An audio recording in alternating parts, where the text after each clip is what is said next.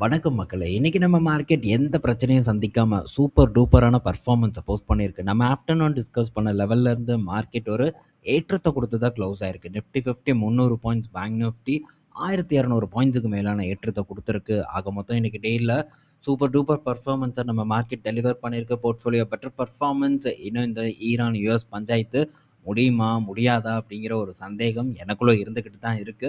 But எது எப்படியோ இன்னைக்கு டேல ஒரு நல்ல பெர்ஃபார்மன்ஸை கொடுத்தது நம்மளை பொறுத்த வரைக்கும் மகிழ்ச்சியான ஒரு விஷயம். ஏன்னா போன வாரம் ஃபுல்லாக அரைச்சமாவே அரைச்சு ஒரு சைட்வே பண்ணியே மார்க்கெட்டை வந்து முடிச்சுட்டாங்க.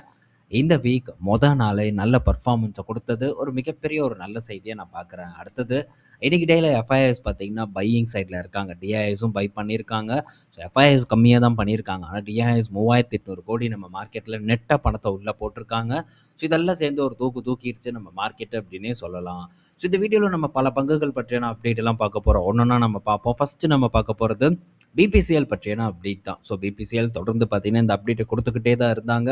ஸோ என்னன்னா அவங்களுடைய பெட்ரோகெமிக்கல் காம்ப்ளெக்ஸ், ஸோ 1,00,000 கோடி மதிப்பிலான ஒரு பெட்ரோகெமிக்கல் பிளான்ட்டுக்கான ஃபவுண்டேஷன் பார்த்தீங்கன்னா வர ஜூலை மாதம் போட போகிறதா ஒரு தகவல் வந்து கிடச்சிருக்கு.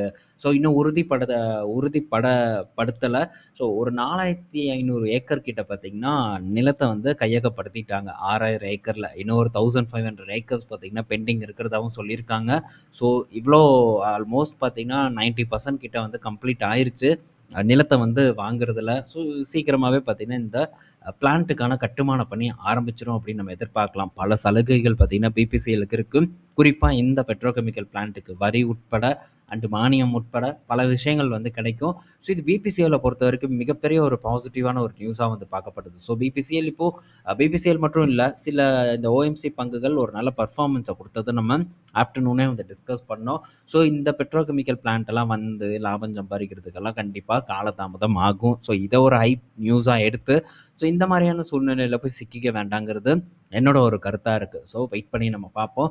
பெட்டர் சான்ஸ் கிடச்சிதுன்னா அந்த டைமில் சூஸ் பண்ணுறதை பற்றி திங்க் பண்ணுவோம். ஏன்னா எப்போவுமே பெட்டர் சான்ஸில் நம்ம சூஸ் பண்ணால் தான் அதில் ரிட்டர்ன் கிடைக்கும். அண்டு நம்ம கவலைப்படாமல் இருக்கவும் முடியும். ஸோ இதெல்லாம் ஒன்ஸ் வந்து ரொம்ப சீப்பாக இருந்தது. அண்ட் அந்த டைமில் நல்ல ஒரு டிவிடெண்ட்டையும் பார்த்தீங்கன்னா வாரி வழங்குச்சு. ஸோ அப்போ வாங்கினோன்னா நமக்கு ஒரு பெட்டரான ஒரு சூழ்நிலை, அதாவது பெட்டரான ஒரு பர்ஃபார்மன்ஸை வந்து எதிர்பார்க்க முடியும். ஸோ பொறுத்திருக்கலாம் இங்கெல்லாம். அடுத்தது சுந்தரம் ஃபினான்ஸோட ரிசல்ட் வந்திருக்கு. ஒரு ஃப்ளாட்டான பர்ஃபார்மன்ஸை போஸ்ட் பண்ணியிருக்காங்க. ரூ. 24 டிவிடெண்டாகவும் அனௌன்ஸ் பண்ணியிருக்காங்க. ஸோ சுந்தரம் ஃபினான்ஸோட வேல்யூவேஷன் அந்தளவுக்கு இப்போ இவங்க பண்ணிட்டு இருக்கக்கூடிய பர்ஃபார்மன்ஸுக்கு ஸோ இந்த வேல்யூவேஷன் ஓகேவான்னு கேட்டால் டெஃபினட்டாக வந்து இல்லை. ஸோ இதை காட்டிலும் ஸ்ரீராம் ஃபினான்ஸ் பெட்டராக வந்து இருக்குது. ஸோ நல்ல ஒரு ப்ராஃபிட் மேக்கிங் நிறுவனமாகவும் இருக்குது. ஆனால் இந்த வேல்யூவேஷன் இந்த சுந்தரம் ஃபினான்ஸை பொறுத்த வரைக்கும் காஸ்ட்லி அப்படின்னே வந்து சொல்லலாம். பங்கும் பார்த்திங்கன்னா ஒரு கரெக்ஷனை கொடுத்துட்ருக்கு. 5500 கிட்ட இருந்தது இப்போ 4400 கிட்ட ட்ரேட் ஆகிட்டு இருக்கு. ஆல்மோஸ்ட் ஒரு 1000 கிட்ட பார்த்தீங்கன்னா கரெக்ஷன் நடந்திருக்கு இந்த சுந்தரம் ஃபினான்ஸை பொறுத்த வரைக்கும். ஸோ வேடிக்கை பார்ப்போம். ஆல்மோஸ்ட் எந்த என்பிஎஃப்சியும் இப்போ நமக்கு சீப்பாக இல்லை. ஜியோ ஃபினான்ஸ் மட்டும் அப்படி இப்படின்னு சுற்றிட்டு இருக்கோம். விரைவில் ஆப்பர்ச்சுனிட்டி கொடுப்பான் அப்படிங்கிற ஒரு எதிர்பார்ப்பும் இருக்குது. இன்கேஸ் கிடச்சிதுன்னா ஜியோ ஃபினான்ஸை பற்றி நம்ம பார்ப்போம். ஸோ பஜாஜ் ஃபினான்ஸ் எல்லாம் நான் 23ல் கிட்டத்தட்ட 3 வருடம் முடிஞ்சாச்சு. மார்ச், ஏப்ரல் அந்த டைமில் வாங்கினது 23ல். ஸோ இப்போ வரைக்கும் பார்க்கும்போது கூட அந்த அளவுக்கு பெரிய ஒரு ரிட்டர்ன் இல்லை. ஆனால் ஒரு நல்ல ஸ்டெபிலிட்டியாக போர்ட்ஃபோலியோவில் கொடுக்குது. லாஸுக்கு போகாமல் அப்படியே லாபத்திலேயே தான் நின்றுட்டு இருக்கு. பெரிய அளவுக்கான இழப்பு அந்த பங்குகளை பொறுத்த வரைக்கும் இல்லை. ஸோ அது ஒரு நல்ல ஆங்கர் இன்வெஸ்ட்மெண்ட்டாக நம்மளுடைய போர்ட்ஃபோலியோவில் அமைஞ்சிருப்பது ரொம்ப நல்ல விஷயமா நான் வந்து பார்க்குறேன். ஸோ ரிட்டர்ன் எங்கேனாலும் ஜென்ரேட் பண்ணிக்கலாம். பட் போர்ட்ஃபோலியோவை ஃபஸ்ட்டு நம்ம சேஃப்கார்ட் பண்ணுறதுக்கு ட்ரை பண்ணணும். முடிஞ்ச அளவுக்கு குவாலிட்டி ஸ்டாக்ஸை லாங் டேர்ம் போர்ட்ஃபோலியோவில் பில்ட் பண்ணுறது நம்ம கையில் தான் இருக்குது. நல்ல நல்ல வாய்ப்பு கிடைக்கும்போது ஸோ அந்த விஷயத்தை மட்டும் நம்ம பண்ணணும்னா போர்ட்ஃபோலியோ சிக்கல் இல்லாமல் இருக்கும். இடையில ஏதாச்சும் ஒரு பங்கு 2 பங்கு மிஸ்டேக் பண்ணினாலும் அது பெரிய ஒரு பாதிப்பை நம்ம போர்ட்ஃபோலியோவில் ஏற்படுத்தாது. ஸோ அதை மட்டும் நம்ம ஃபோக்கஸ் பண்ணுவோம். இப்போ கூட லார்ஜ் கேப் பங்குகள் பற்றி நம்ம டிஸ்கஸ் பண்ணிட்டு தான் இருக்கோம். ஸோ போர்ட்ஃபோலியோவை பாதுகாப்பாக வச்சுக்கிறதுக்கு ஸோ அதை நம்ம பண்ணிகிட்டே இருப்போம். கண்டிப்பாக ஒரு டீசெண்டான பர்ஃபார்மன்ஸை நம்மளால் எக்ஸ்பெக்ட் பண்ண முடியும் வரக்கூடிய காலங்களில். அடுத்தது ஓலா எலக்ட்ரிக் கிட்ட இருந்த அப்டேட்டு. ஸோ ஓலா எலக்ட்ரிக் பார்த்தீங்கன்னா ஒரு குட் நியூஸ் கொடுத்துருக்காங்க. என்னென்னா Q4ல் இருந்த க்ரோத்தை காட்டிலும் Q1ஓட க்ரோத்து பெட்டராக இருக்குது அப்படின்னு வந்து சொல்லியிருக்காங்க. அது மட்டும் இல்லை, இந்த Q1ல இன்னும் 40 நாள் கிட்ட பெண்டிங் இருக்குது. ஆனால் ஸோ Q4ல் பண்ண மொத்த சேல்ஸையுமே பார்த்தீங்கன்னா இந்த Q1ல் இப்போ வரைக்கும் பார்த்தீங்கன்னா பீட் பண்ணியிருக்கிறதா ஒரு தகவல் வந்து கிடச்சிருக்கு. ஸோ சேல்ஸ் இம்ப்ரூவ் ஆகிறத நம்மளால் பார்க்க முடியுது. 22,600 ரெஜிஸ்ட்ரேஷன் பார்த்தீங்கன்னா இந்த Q1 FY 2027 ஃபஸ்ட்டு குவார்ட்டரில் இதுவரைக்கும் பண்ணியிருக்காங்க. ஸோ இன்னும் 40 நாள் பெண்டிங் இருக்கு. ஸோ இன்னும் வந்து நம்ம அதிகமா எக்ஸ்பெக்ட் பண்ணலாம் ஓலாவோட சேல்ஸ பொறுத்தவரைக்கும். இது பெரிய பாசிட்டிவ் நியூஸ் தான். போன காலாண்டு Q4ல 20 FY 26ல 22,221 யூனிட்டா இருக்கு. எப்படியும் வந்து ஒரு 35,000 வண்டி கிட்ட விற்பதற்கான வாய்ப்புகள் அதிகமா இருக்குன்னு தான் நான் ஓலாவ பொறுத்தவரைக்கும் எக்ஸ்பெக்ட் பண்றேன். அது போக ஓலா புது மாடல் லான்ச் பண்ணுறதுக்கான ஒரு அறிவிப்பையும் வந்து கொடுத்துருக்காங்க. ஸோ விரைவில் நாங்கள் பண்ணுவோம் அப்படின்ட்டு. அது என்னைக்கு வரும் அப்படின்ட்டு தெரியல. பட் அது வரணும். ஸோ அது வந்ததுக்கப்புறம் ஸோ ஃபர்தராக நம்ம சேல்ஸ் இம்ப்ரூவ்மெண்ட்டை எதிர்பார்க்கலாம்னு நான் நினைக்கிறேன். ஸோ இப்போதைக்கு இந்த சர்வீஸ் ரிலேட்டட் பிரச்சனைகள் வந்து பெரிய அளவுக்கு நம்ம கண்ணில் படுறதில்ல. சோஷியல் மீடியா எடுத்துக்கிட்டாலும் சரி, எங்கே எடுத்துக்கிட்டாலும் சரி, பெரிய அளவுக்கான இந்த சர்வீஸ் ரிலேட்டடான விஷயங்கள், ஒரு பாதிப்பு தரக்கூடிய செய்திகள் எதுவும் நம்ம கண்ணுக்கு படாம தான் வந்திருக்கு. இம்ப்ரூவ் பண்ணிட்டும் இருக்காங்க ஓலாவை பொறுத்தவரைக்கும். ஸோ இது ரொம்ப முக்கியமாக நம்ம பார்க்க வேண்டிய விஷயம். சேல்ஸ் எப்படி இம்ப்ரூவ் ஆகுதுங்கிறத நம்ம தொடர்ந்து ட்ராக் பண்ணுவோம். ஸோ இத்து போன கம்பெனி அந்த கம்பெனின்னு இல்லாமல் இருக்கக்கூடிய விஷயங்களை இருக்கிற மாதிரி நம்ம டிஸ்கஸ் பண்ணுவோம். ஒரு எக்ஸ்பெக்டேஷனை வைப்போம். வாங்குகிறோம் வாங்கலைங்கிறது ரெண்டாவது.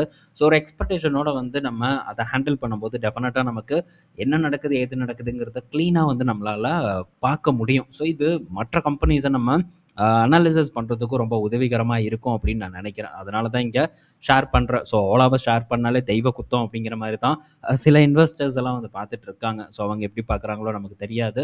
ஸோ பாருங்கள், தப்பு இல்லை. ஆனால் தேவையில்லாத பேட் வேர்ட்ஸ் எல்லாம் வந்து கமெண்ட் செக்ஷனில் யூஸ் பண்ணுறது அது ரொம்ப அநாகரிகமாக பார்க்குறேன். அண்டு அது எனக்கும் பார்த்திங்கன்னா கோவத்தை ஏற்படுத்துது. ஸோ கண்ட்ரோலிலேருந்து நானும் பேசுகிற மாதிரியான சூழ்நிலைகள் உருவாகுது. அதை தவிர்க்கணும் அப்படின்னு தான் நான் நினைக்கிறேன். பட் இருந்தாலும் ஸோ வேறு என்ன பண்ணுறது, பேசி தான் ஆகணுங்கிற மாதிரி இருக்குது. ஸோ தவிர்ப்பது ரொம்ப நல்லது. அதையும் வந்து இந்த இடத்துல நான் பதிவு பண்ணிக்கிறேன். ஜஸ்ட் இந்த இடத்துல என்னுடைய ஒரு ஒப்பீனியன் தான் நான் ஷேர் பண்ணுறேனே தவிர மற்ற எதையுமே வந்து நம்ம டிஸ்கஸ் பண்ணுறது இல்லை. ஸோ அதை தாழ்த்தி பேசணும், இதை தூக்கி பேசணுங்கிற ஒரு ஐடியாலஜி என்கிட்ட கிடையவே கிடையாது. நீங்கள் பார்த்தீங்கன்னா நல்லா தெரியும். பங்கோட இப்போ இருக்கக்கூடிய நிலைமை, நிறுவனத்தோட இப்போ இருக்கக்கூடிய நிலைமைகளை பேஸ் பண்ணி தான் நம்ம எல்லாம் டிஸ்கஸ் பண்ணுறோம். அண்ட் ஃப்யூச்சர் எப்படி இருக்கும் அப்படிங்கிறத பற்றி தான் நம்ம டிஸ்கஸ் பண்ணுறோமே தவிர ஸோ அந்த பங்கு மேலே நமக்கு ஏதோ தனிப்பட்ட விரோதமோ இல்லை இந்த பங்கு மேலே தனிப்பட்ட ஒரு பாசமோ இருக்கிறதா பலரும் இல்லை, சிலர் வந்து எதிர்பார்க்குறாங்க. ஸோ அது ரொம்ப வந்து ஒரு தவறான கண்ணோட்டமாக நான் பார்க்குறேன். ஸோ அவங்களுக்கு டெஃபினட்டாக புரிதல் எப்போவுமே வந்து ஏற்படாது. ஸோ அவங்களுக்கு புரிதல் எப்போ ஏற்படும்னா, கண் கெட்ட பிறகு சூரிய நமஸ்காரம்ங்கிற மாதிரி. ஸோ எல்லாம் நடந்து முடிஞ்சு ரொம்ப காலம் தள்ளி போனதுக்கப்புறம், பல ஆப்பர்ச்சுனிட்டிஸை மிஸ் பண்ணதுக்கப்புறம் தான் அந்த புரிதல் ஏற்படும். அதையும் நான் நம்ம கமெண்ட் செக்ஷன்லேயே பலமுறை வந்து பார்த்துருக்கேன். ஸோ ஒன்றும் பிரச்சனை இல்லை. நம்ம எப்பவும் போல் நம்ம செயல்படுவோம். அடுத்தது அசோக் லைலாண்ட் கிட்டேருந்து அப்டேட்டு. ஸோ அசோக் லைலாண்ட் பார்த்தீங்கன்னா விஆர்எல் லாஜிஸ்டிக் கிட்ட ஒரு பார்ட்னர்ஷிப் போட்டிருக்காங்க. 715 வண்டிகள் பார்த்தீங்கன்னா அசோக் லைலாண்ட் கிட்டேருந்து விஆர்எல் வாங்க போகிறதா வந்து சொல்லியிருக்காங்க. ஸோ இந்த அசோக் லேலாண்டை தொடர்ந்து நம்ம கமெண்ட் செக்ஷனில் இப்போ கேட்டுக்கிட்டே தான் இருக்காங்க. ஸோ வாங்கலாமா வாங்கலாமா வாங்கலாமா அப்படின்ட்டு. ஆனால் இதோ ஒரு பெட்டரான ஒரு இடத்துல இருக்கும்போது இதை பற்றி பேசுனா, இதை பற்றி கேட்குறக்கு கூட ஆள் இல்லாமல் நம்ம நண்பர்களே பலரும் இருந்தாங்க. சில பேர் பார்த்திங்கன்னா அந்த டைமில் என்ன ஏது அப்படிங்கிறத புரிஞ்சு இந்த ஆப்பர்ச்சுனிட்டியை வந்து ஃபோக்கஸ் பண்ணாங்க. ஆனால் பலரும் பார்த்திங்கன்னா டாடா மோட்டார்ஸ் தான் சிறந்தது அப்படின்னாங்க. பட் பங்குகளை எப்படி பார்க்கணும் அப்படிங்கிறதுக்கான சிறந்த எக்ஸாம்பிள் பல கிடச்சும் கூட அந்த எக்ஸாம்பிளை எடுத்துக்காம தான் இன்னும் வந்து இருந்துக்கிட்டு இருக்காங்க. ஸோ சரியான நேரத்தை யூஸ் பண்ணுறதுக்கு ட்ரை பண்ணணும். இப்போ கேட்டால் அசோக் லைலாண்டு நான் ஒர்த் இல்லை அப்படின்னு தான் சொல்லுவேன். ஆனால் அது சொன்னாலும் கோபம் பலருக்கும் அது வருது. ஸோ இதுக்கு என்ன பண்ணுறது அப்படின்ட்டு எனக்கு சுத்தமாக வந்து தெரியல. அடுத்தது ஏபி கேபிட்டல்னே வருது. ஏன்னா அந்த பங்கை தானே நம்ம பெருசாக வந்து எப்போ பார்த்தாலும் டிஸ்கஸ் பண்ணுறோம். அண்ட் நான் ஃபோக்கஸ் பண்ண பங்கும் கூட இப்போது இந்த ஏபிஎஃப்ஆர்எல்லோட ரிசல்ட் வந்திருக்கு. இந்த காலாண்டும் நஷ்டத்தை தான் போஸ்ட் பண்ணியிருக்காங்க. ரெவன்யூ 16% உயர்ந்திருக்கு. ஆனால் லாபத்துக்கு நான் வரவே மாட்டேன் அப்படின்ட்டு அடம் பிடிக்கக்கூடிய ஒரு நிறுவனமாக இந்த ஏபிஎஃப்ஆர்எல் வந்து இருக்குது. ஸோ இதை பற்றி ஒருக்கான டிஸ்கஸ் பண்ணியிருக்கேன். ஸோ ரிஸ்கி ஸ்டாக் அப்படிங்கிற ஒரு கேட்டகரியில் வச்சு. பட் இந்த ஸ்டாக்கில் இன்னும் கொஞ்சம் வந்து டவுன் சைடு எக்ஸ்பெக்ட் பண்ணுறேன். ஸோ ஒரு தெளிவான ஒரு ஒரு ஒரு முன்னேற்றம் பார்த்திங்கன்னா இந்த பங்கில் தெரில. அதாவது பங்கு விலையில் நான் சொல்லலை, இல்லை பங்கோட ரிசல்ட்டில் சொல்லலை. ஸோ வெளிப்பார்வையில் எனக்கு இந்த பங்கில் ஒரு முன்னேற்றம், இந்த நிறுவனத்தில் ஒரு முன்னேற்றம் நடக்கிற மாதிரியான ஒரு விஷயம் எதுவும் அது தெரியல. ஸோ அந்த முன்னேற்றத்தை நான் பார்த்தா மட்டும்தான் இந்த இடத்துல எனக்கு ஒரு கான்ஃபிடென்ட் வரும். ஸோ ஆனால் இது என்னுடைய வாட்ச் லிஸ்ட்டில் இருக்குது. தொடர்ந்து பார்த்தீங்கன்னா நான் இதை செக் பண்ணி அந்த வாட்ச் பண்ணிகிட்டே தான் வந்துட்டுருக்கேன். ஸோ வெளியவும் எனக்கு ஒரு சில விஷயங்கள் தெரியுது, இந்த நிறுவனத்தை பற்றி ஒரு நம்பிக்கை ஏற்படுது. அப்படிங்கிற பட்சத்தில் கண்ணை மூடிட்டு டெஃபினட்டாக பார்த்தீங்கன்னா ஒரு சான்ஸ் எடுப்பேன். பட் பார்ப்போம் அந்த மாதிரி ஏதாச்சும் ஒரு நிகழ்வு நடக்குதா அப்படின்ட்டு. பெட்டர் பர்ஃபார்மன்ஸை இவங்க இப்போ வரைக்கும் டெலிவர் பண்ணலை. பட் டெலிவர் பண்ணுறதுக்கான சான்சஸ் இருக்குது. அதை சரியாக ஆதித்யா பிர்லா குரூப் பண்ணுறாங்களாங்கிறத நம்ம தொடர்ந்து கூர்ந்து கவனிச்சுட்டே வருவோம். ஓகே. ஸோ அடுத்தது பார்த்தீங்கன்னா, ஆர்விஎன்எல். ஸோ இந்த ஆர்விஎன்எல் எல்லாம் ஒரு காலத்தில ரீட்டெயில் இன்வெஸ்டர்ஸோட ரொம்பவே ஃபேவரட்டான ஒரு பங்குகளா இருந்தது. இப்போ இந்த பங்குகள திரும்பி கூட பார்க்கறது இல்ல. ஸோ சூழ்நிலை அண்ட் காலம் எப்படி மாறுது அப்படிங்கிறத கண்கூடா நம்மளால பார்க்க முடியுது. ஸோ தொடர்ந்து நம்ம இந்த மாரியான விஷயங்கள கவனிச்சுக்கிட்டே வந்தா, ஸோ இன்வெஸ்டர்ஸோட மைண்ட் செட், மனநிலைமை எப்படி மாறுது பங்குகள்ல அப்படிங்கிறத நம்ம ஈஸியா வந்து புரிஞ்சுக்கலாம். ஸோ ரயில்வே ஸ்டாக்ஸ் ஒரு டைம்ல எல்லாத்துக்கும் ஃபேவரைட். ஆனா இப்போ அது இல்ல. அந்த சூழ்நிலை மாறியாச்சு. அதுவும் இல்லாம இந்த பங்க விரட்டி விரட்டி பீக்ல வாங்குனவங்க பலரும் பார்த்தீங்கன்னா, சூடு போட்டிருப்பாங்க கையில. இப்போ பலரும் எக்ஸிட் கூட வந்து ஆயிருக்கலாம். சிலர் பார்த்தீங்கன்னா, இப்போ புதுசா கூட அத ஃபோக்கஸ் பண்றதுக்கு ட்ரை பண்ணலாம். பட் நான் இப்பவும் சொல்றேன், இந்த பங்குகள்ல எந்த விதமான சான்ஸும் இல்ல. ஸோ ஆப்பர்ச்சுனிட்டியே இல்லாத இடத்துல தான் பங்குகள் இருக்கு. ஸோ ஆர்விஎன்எல்லோட ரிசல்ட் ரொம்ப மோசமா வந்திருக்கு. வெறும் 187 கோடி தான் ப்ராஃபிட்ட போஸ்ட் பண்ணியிருக்காங்க. போன வருஷம் இதே காலாண்டுல 455 கோடியா இருக்கு. இந்த பங்கு மார்க்கெட்டுக்கு வந்ததுலேருந்து பெருசா பெர்ஃபார்மே பண்ணல. லாஸ்ட் அந்த புல் ரன்ல தான் இது நல்ல ஒரு தூக்கு தூக்குச்சு. 10 பேக்கருக்கு மேல ரிட்டர்ன் பார்த்தீங்கன்னா, இந்த பங்கு கொடுத்திருந்தது. ஆனா, ஸோ இது இன்னும் பார்த்தீங்கன்னா, அதே பெர்ஃபார்மன்ஸ நம்ம டெஃபினட்டா எக்ஸ்பெக்ட்டே பண்ண முடியாது. இந்த மாரியான பங்குகள்ல. ஸோ நம்ம இந்த மாரி பங்குகள் கிட்ட பெரிதா எக்ஸ்பெக்ட் பண்ணி அதான் 50% கரெக்ட்டா ஆயிருக்கே. ஸோ இத நம்ம வாங்குனா அட்லீஸ்ட் ஒரு 25% ரிட்டர்ன் கிடைக்குமே அப்டின்ட்டு போனோம்னா, ஆபத்துல மாட்றதுக்கான வாய்ப்பு இருக்கு. மேபி கிடைக்கலாம். ஆனா ஆபத்துல மாட்றதுக்கான வாய்ப்பு இருக்கு அப்டிங்கிறத நான் உறுதியா வந்து நம்புறேன். ஸோ இந்த மாரி பங்குகள் எல்லாம் இன்னும் தர தட்டணும். ஸோ எந்த விதமான ஃபினான்ஷியல் இம்ப்ரூவ்மெண்ட்டும் இல்ல. ஸோ ஒரே ஒரு ஃப்ளாட்டான லைன்ல தான் இவங்க பெர்ஃபார்மன்ஸ் போயிட்டுருக்கு. பட் பங்கு மட்டும் ஏறிருச்சு.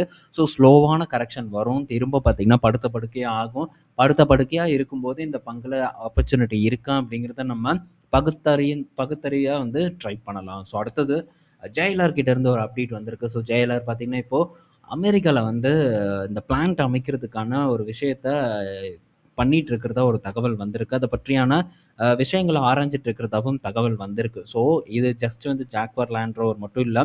ஸ்டெலன்டிஸ் கூட ஒரு பார்ட்னர்ஷிப் போட்டிருந்தாங்க. இத பற்றி நம்ம டிஸ்கஸ் பண்ணோம். ஸோ அது ஒரு நல்ல பார்ட்னர்ஷிப். இப்போ ஸ்டெலன்டிஸ் என்ன பண்றாங்கன்னா, அவங்களுடைய ஜீப் எஸ்யூவிய வந்து டாட்டாவோட பிளாட்ஃபார்ம்ல வந்து மேனுஃபேக்சர் பண்ண போறதா சொல்லியிருக்காங்க. ஸோ இதனால இங்க ஒரு நல்ல லோ காஸ்ட்ல அவங்களால மேனுஃபேக்சர் பண்ண முடியும். அண்ட் டெக்னாலஜியும் டாடா மோட்டார்ஸ் ப்ரொவைட் பண்ணிருவாங்க பிளாட்ஃபார்ம பொறுத்தவரைக்கும். அந்த பிளாட்ஃபார்மை யூஸ் பண்ணி குளோபலா வந்து அவங்க வந்து ஜீப்பை வந்து சோல்ட் பண்ண விற்க போறாங்க. ஸோ இது ஸ்டெலன்டிஸ்க்கு நல்ல விஷயம். அதே மாதிரி இவங்களுக்கு என்ன நல்ல விஷயம்னா, இவங்க ஆல்ரெடி பார்த்தீங்கன்னா ஸ்டெலன்டிஸ் கிட்ட இருந்து என்ஜின்ஸ் வந்து சோர்ஸ் பண்ணிட்டு இருக்காங்க. அதுவும் நமக்கு தெரிஞ்சது தான். ஸோ அப்படி ஒன்று போயிட்டு இருக்கா. அது போக ஜெயலர் பார்த்தீங்கன்னா, நார்த் அமெரிக்காவில் இருக்கக்கூடிய பிளான்ட்டை வந்து மேபி யூஸ் பண்ணலாம் அப்படிங்கிற ஒரு செய்தியும் வந்து கசிஞ்சிட்டு இருக்கு. யூஸ் பண்ணுறதுக்கான சான்சஸ் ரொம்ப அதிகமாக இருக்குது. ஏன்னா யூகேல பிளான்ட் இருக்குது, சைனாவில் இருக்குது, நார்த் அமெரிக்கா ஒரு முக்கியமான ரீஜன் இந்த ஜெயலரை பொறுத்த வரைக்கும். ஆனால் அங்கே பிளான்ட் இல்லை. ஸோ அங்கே ஒரு பிளான்ட் அமைப்பதற்கான வாய்ப்பு அதிகமாக இருக்குது. இல்லை ஸ்டெலன்டீஸோட பிளான்ட்டை வந்து பகிர்ந்துக்கிறதுக்கு அண்ட் அவங்களுடைய மேனுஃபேக்சரிங்கை வந்து பாதியாக பிரிச்சுக்கிறதுக்கான வாய்ப்பு ரொம்ப வந்து அதிகமாக இருக்குது. ஸோ பெரிய அளவுக்கான மாற்றம் ஆட்டோமொபைல் நிறுவனங்களில் நடந்துட்டுருக்கு. கம்ப்ளீட்டாக பார்த்தீங்கன்னா, ஸோ ஒரு பெரிய ஒரு சேஞ்சஸே பார்த்தீங்கன்னா இந்த ஆட்டோமொபைலில் நடக்க போகுது. எல்லாத்துக்கான மூல காரணம் யாருன்னு பார்த்தா வேற யாரு? நம்ம சைனாக்காரன் தான். ஸோ சைனாக்காரன் கொடுக்கக்கூடிய இப்போ ஒரு டென்ஷன்ல என்ன பண்ணுறதுன்னு தெரியாமல் European companies, American companies, Japan, Toyota போன்ற எல்லா நாட்டு நிறுவனங்களுமே பார்த்தீங்கன்னா திருகிட்டு இருக்காங்க. என்ன பண்ணுறதுன்னு தெரியாமல். அந்த அளவுக்கான போட்டித்தன்மை இப்போ உருவாயிட்டு இருக்கு. ஸோ அவன் பாட்டுக்கு காப்பி பண்ணி போட்டுட்டு இருக்கான். இவனையெல்லாம் எவனும் கேட்க மாட்டானான்னு தெரியல. நம்ம நாட்டு நிறுவனங்கள் ஏன் அந்த மாதிரி அக்ரெசிவாக காப்பி பண்ண மாட்டேங்கிறாங்க அப்படின்ட்டு நமக்கு புரியாம தான் வந்திருக்கு. ஸோ விரைவில் பண்ண ஆரம்பிச்சிருவாங்க அப்படின்னு நம்ம எதிர்பார்க்கலாம். பட் அதெல்லாம் நடக்கிறதுக்கு இன்னும் காலதாமதமாகலாம். ஸோ பார்ப்போம். இன்னும் வந்து இந்தியாவில பெரிய அளவுக்கான ஆதிக்கம் இல்லை. சைனா ஆட்டோமொபைல்ஸ்னால. யுஎஸ்லயும் பெரிய அளவுக்கான பாதிப்பு இல்லை. மற்ற எல்லா ரீஜன்லையுமே பார்த்தீங்கன்னா சைனா ஆட்டோமொபைல்ஸ் அக்ரெசிவாக வந்து ப்ளே பண்ணிட்டு இருக்காங்க. ஸோ என்னைக்கு யுஎஸ்குள்ளே இந்தியாக்குள்ளே வரப்போகிறாங்கன்னு தெரில. மேபி வந்தாங்கன்னா நம்ம ஊரில் இருக்கக்கூடிய எம்என்எம்மாக இருக்கட்டும், மாருதி சுசுக்கியாக இருக்கட்டும், பெரிய அளவுக்கு ஒரு பிரச்சனையை ஃபேஸ் பண்ணுறதுக்கான வாய்ப்பு அதிகமாக இருக்குன்னு நான் நினைக்கிறேன். என்ன நடக்குதுங்கிறத நம்ம அதனால் தொடர்ந்து கவனிச்சுக்கிட்டே இருக்கணும். ஜஸ்ட் வந்து நம்ம இந்தியன் மார்க்கெட்டை மட்டும் பார்த்தா போதாது. நம்ம உலகத்தில் இருக்கக்கூடிய எல்லா விஷயங்களையும் தொடர்ந்து தெரிஞ்சுக்கிட்டே இருந்தால் மட்டும்தான் கண்டிப்பாக நமக்கான புரிதல் ஏற்படும். ஸோ அதை வச்சு பெரிய அளவுக்கு நல்ல ஒரு டிசிஷனை நம்மளால் வந்து எடுக்க முடியுங்கிறது என்னோட ஒரு எக்ஸ்பீரியன்ஸ். அதை இந்த இடத்துல ஷேர் பண்ணுறேன். ஸோ பார்ப்போம். அ என்ன எந்த அளவுக்கான புரிதல் நம்ம நண்பர்கள் இடையில் ஏற்படுது அப்படின்ட்டு. ஸோ இந்த வீடியோல நம்ம பல இன்ஃபர்மேஷன் பார்த்துருப்போம். ரொம்ப பயனுள்ளதா இருக்கும் அப்படிங்கிற ஒரு எதிர்பார்ப்பு எனக்கு இருக்கு. ஸோ நம்ம நாளைக்கு இன்னொரு ஒரு வீடியோல மீட் பண்ணுவோம்.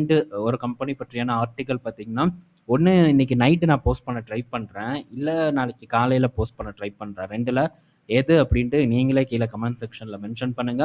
நீங்க கேட்ட பங்கு தான் அது. ஸோ மென்ஷன் பண்ணுங்க. நம்ம நைட் அப்படி இல்லைன்னா நாளைக்கு காலையில வந்து போஸ்ட் பண்றோம். ஓகே. ஸோ நாளைக்கு மீட் பண்ணுவோம். பாய் மக்களே!